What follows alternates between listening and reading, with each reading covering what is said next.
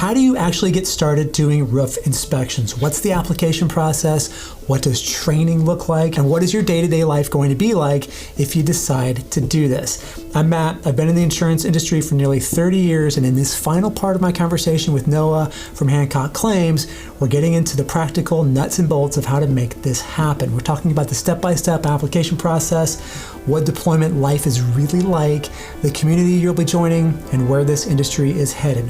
Whether you're brand new or you're a seasoned adjuster looking for off-season work, this is the roadmap. But first, are you looking for the #1 resource for damage ID books, trainings, and certifications, as well as virtual scoping trainings and even desk adjuster trainings?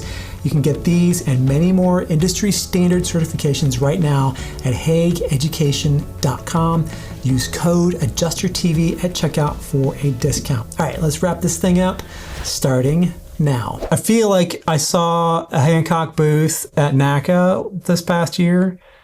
You guys coming again? Yep. So we'll also be at Interconnect. That's in January. We'll be at Elevate February, and then we'll be at the PLRB in DC in March. Gotcha. Talk a little bit about your recruiting. And so somebody watching this is like, you know what, that sounds pretty cool. How do I get more information? How do I start the process? So they can actually just go to our website, hancockclaims.com. We actually have a recruiting page, and literally they just submit their request, and our recruiting team would reach out. It is literally that simple.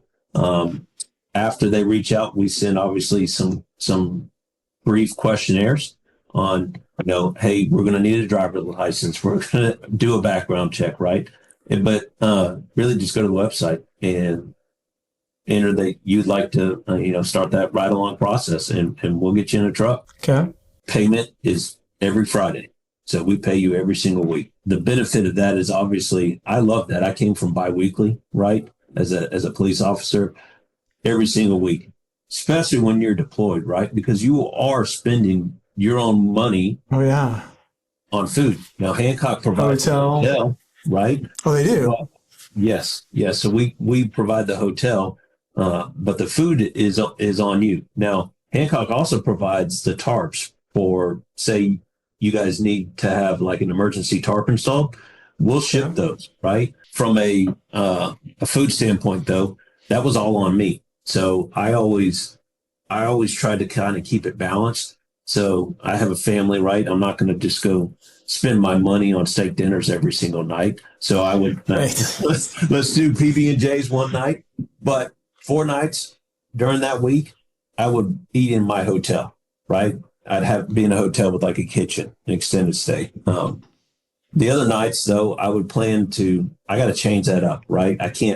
For me personally, I can't eat the same thing every single day. There are some guys that they were okay with that. So I lived off of frozen food and oh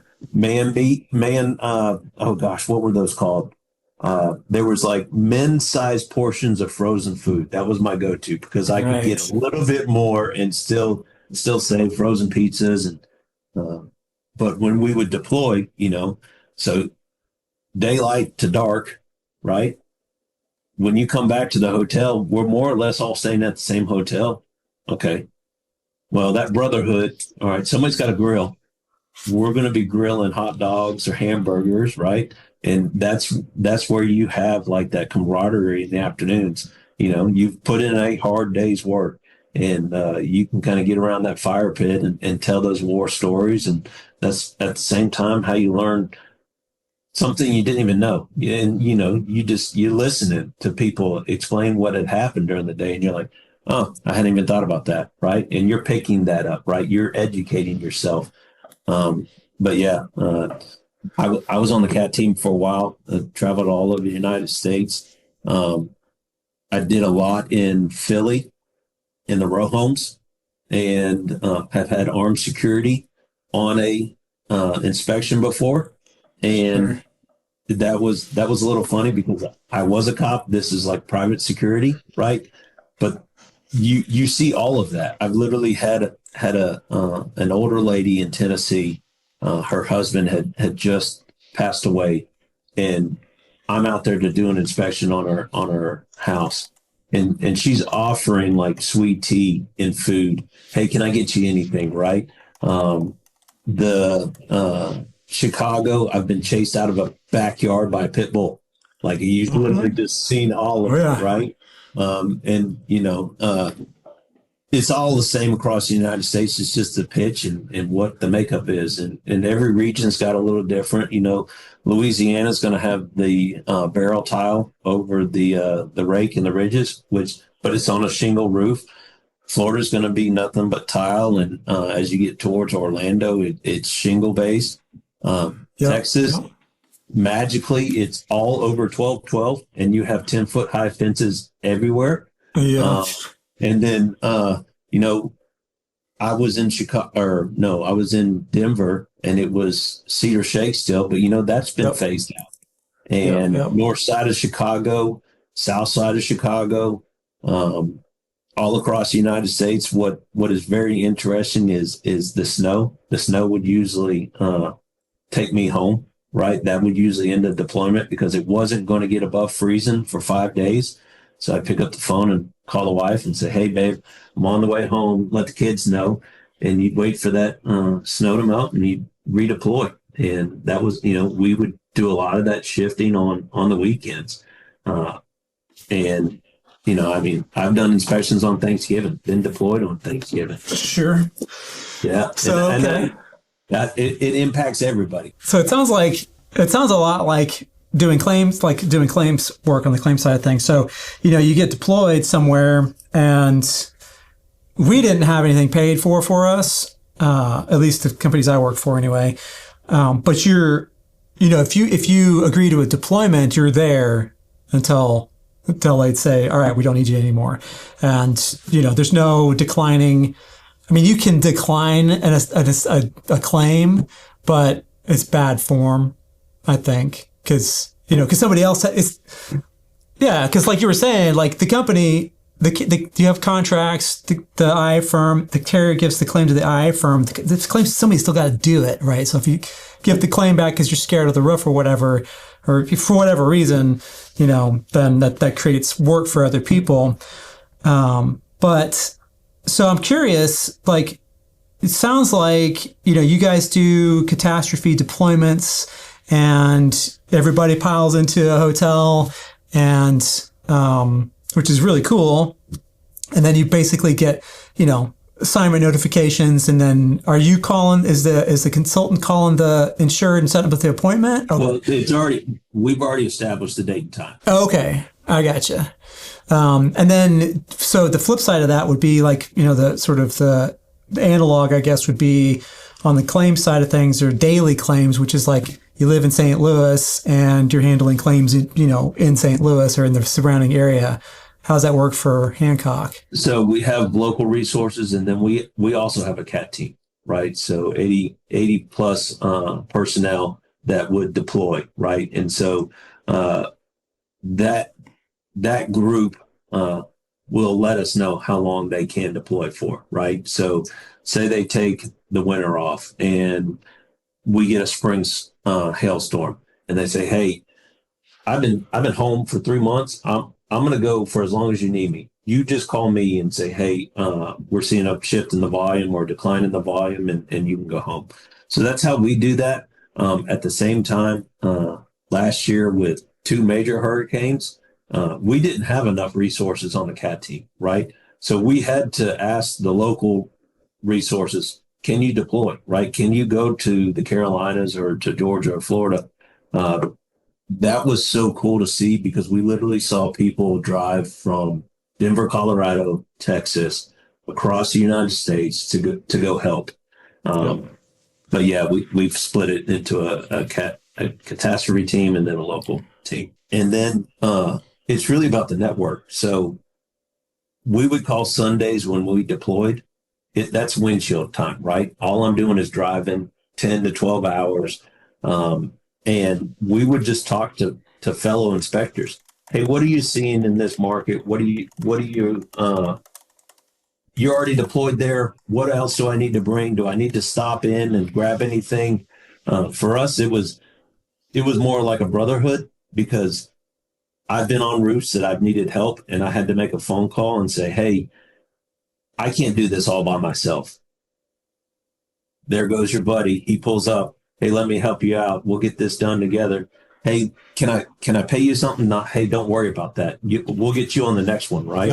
Yep. And that happens on the vendor side. I'm assuming it happens on the adjuster side too. Oh yeah, for sure. The reason why is in a hurricane, there's so many claims that happen, and we're just human beings, and we're all trying to do the best we can. In that instance is when humanity, we can be kind to each other because we know we're going to need each other's help. Yep. That's what's nice about a hurricane. Even though we don't want to see that happen, it's the bonds you form. It's I was given some instructions to an adjuster class, and I was just sharing. You don't realize that some of these people you're going through this class with might actually be lifelong friends. You might actually be able to share life events. They might be there for your children's birth and their wedding. And you just don't know that yet. And what's nice is I can pick up the phone and make those phone calls, and no time has passed, it feels like. And what else has kind of been nice is, as I've grown with Hancock, you get to kind of shape some of your ideas, right? And so it's not just, this is what we're going to do day in and day out. Hey, I have an idea for a process improvement. Oh, well, let's explore actually implementing that and then actually seeing it get to be implemented, right? Yeah. That's what's been fun on the vendor side. Of course, for us, it is, we need you guys to be on the forefront for technology. If I'm not, then I get left behind. So we have to always be looking ahead at what else is on the horizon. And then we get to test all the cool stuff before it comes out, right? Because the companies that want their product to be released to market are going to go to the vendors and say, hey, this is what we have. Tell us what you think. So that's been fun too. You get to give your honest feedback to a technology company and say, hey, have you thought about, can it identify the cabinets in this interior space? Oh, well, why would it need to identify the cabinets? Oh, well, because those are line items, right? You just come back to that and you actually get to help, shape some products. It's been quite the journey. Oh yeah. I don't think that it's really, really hard to kind of like convey sort of the intangible things that, a person who does the work, it's on either side. I mean, it's not really sides, I guess. We're kind of, on the same, basically the same coin. But, you're talking about, making lifelong friends. One of my adjuster friends was at my wedding. You're absolutely right. Everybody that I've talked to, bar none, including myself, has said that this has been an unusually quiet year and kind of a, we may have hit high water marks before this year kind of a thing, and maybe it's a dip or it's flat. How's it been for Hancock in 2020 back in 2025? Well, in 2024, right? So I think we all saw record volume. We all saw record need for inspections, right? In 2025, though, we saw an uptick in that March, April, right? There were some pretty good hailstorms, and I think the whole industry thought, all right, it started, right? Well, we all saw that after that, it was kind of quiet. It was kind of status quo. And we saw some natural disasters and some flooding, but you didn't see the hailstorms in the major metros, right? They happened, but they were not in the major metros. And then we all thought, all right, well, there'll be a hurricane. There's always been a hurricane, right? And we saw them, and they just kept going back, right? We saw that downturn in the industry. We saw not as many claims. What was interesting, though, that less claims actually allowed for, in what we saw, more opportunity for improvements on quality, explore AI, actually have time, because we're not just rushing to try to complete claims. All right, the things that we've been wanting to do, or that the carriers have been wanting to pilot, we can do that this year because we've stacked all of these, and let's start exploring and really making a change in a workflow process. So for us, even though year over year, the volume's not the same, I saw the industry not take a day off and actually work on improving with technology, improving different opportunities that they want to release into the market in 26 or set them up for success in 2027. So even though there was less work, I still felt just as busy from just a carrier partner mentality of where they want to, where they want to go. So even though the volume wasn't as much because of the partnerships we were able to implement change that is ready for 2026.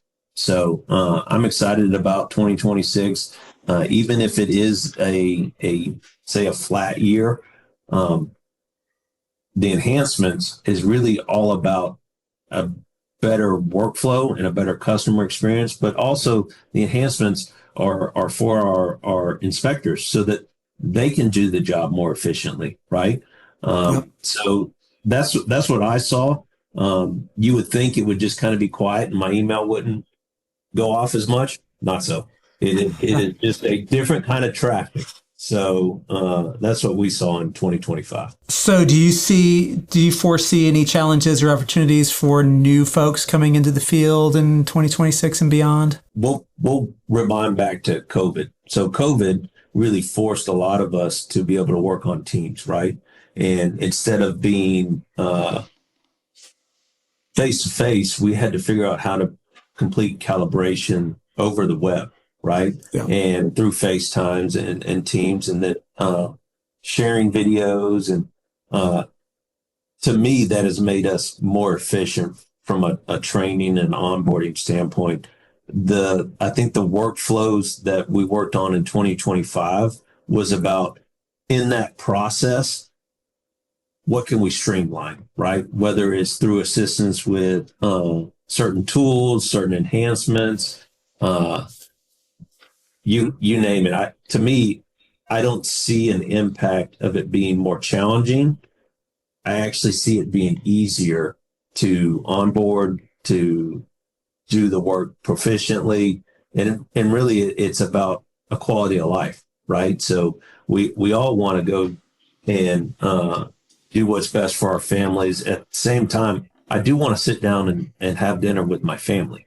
Well, technology plays a big part in if I can and can't do that, right? Yeah. And that's the angle we took, so that with technology, we can do more with less time, so that we provide a better life for not just the insured and their experience, not just the adjuster, but our own team, right, internally and externally. And if you want to learn how to become an independent insurance adjuster and get into catastrophe claims work, click on this video right here. And as always, thank you so much for watching, and have a great storm.